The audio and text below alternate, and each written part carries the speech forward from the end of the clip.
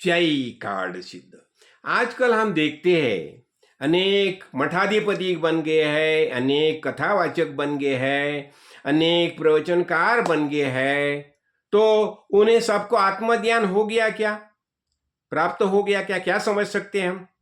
समझ सकते हैं क्या वह सब आत्मज्ञानी महापुरुष है करके? देखो, यहां इसके बारे में एक श्लोक मुंडक उपनिषद में आया है, बस उसके बारे में हम देख लेंगे। वो क्या बताता है देखो उसमें, नायम आत्मा प्रवचेन न लभ्यो न मेधया न बहुना श्रुतेन यमे एव वैश्ववृणीते तेन लभ्य तस्यैष आत्मा विवृणते तनु स्वाम। बस इतना ही हम देख लेंगे। क्या बताए देखो, ये आत्मा जो है ना, ये प्रवचन करके प्राप्त नहीं हो जाएगा। मैं देखो कितना सा प्रवचन कर रहा हूं ऐसा, लेकिन इसका अर्थ मुझे आत्मा प्राप्त हो गया क्या? ऐसा नहीं पता, आप नहीं बोल सकते। हाँ, तो क्या होता है? तो वो न मेधया ने बुद्धि बुद्धि बुद्धि के बहुत कुछ एक्रोबेटिक किए तो उससे प्राप्त हो जाएगा। किंब होना बहुत कुछ श्रवण किया है, उससे प्राप्त हो जाएगा क्या? तो वो क्या बता रही है, ये में एवं वैश्रवणते। तो ये जो है ना, खुद जो है भगवान की कृपा से, सदगुरु की कृपा से, वो जिसको साई लेता है, तेन लभ्यो, जो स्वीकार करता है उसे ही प्राप्त होता है। हाँ, और तस्यैष आत्मा विवृणते तनु स्वाम, और उसको वो खुद से बता देता है उसका वास्तविक स्वरूप क्या है। देखो, यहां मैं एक बात बताना चाहता हूं। अनेक, देखो हमारी परंपरा होनी चाहिए, जैसा बताया जाता है ना, आदिनाथ गुरु सकल सिद्धांत सा, जो गुरु परंपरा से हम चलते रहते हैं ना, आत्मज्ञानी महापुरुष के संगम में रहते हैं, और वेद के अनुसार हमारा आचरण रहता है, वेद उपनिषद के आचरण रहता है, और भगवत गीता जैसे ग्रंथ का हम स्वाध्याय करते हैं, और सदगुरु के सानिध्य में रहते हैं, तो क्या होता है? तो ये ज्ञान जो है वो प्राप्त होता है, प्राप्त होता है। और ज्ञान प्राप्त होने के लिए क्या होता है? श्रवण, अब सुनना चाहिए, सुनना चाहिए।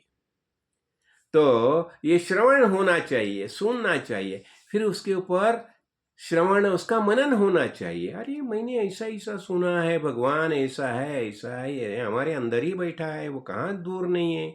हाँ, उसका स्वरूप क्या है वो वेद ने बताया, तत्वमसि महावाक्य का बोध किया है। तो भगवान कुछ दूर अलग नहीं है, वो हमारे अंदर ही है।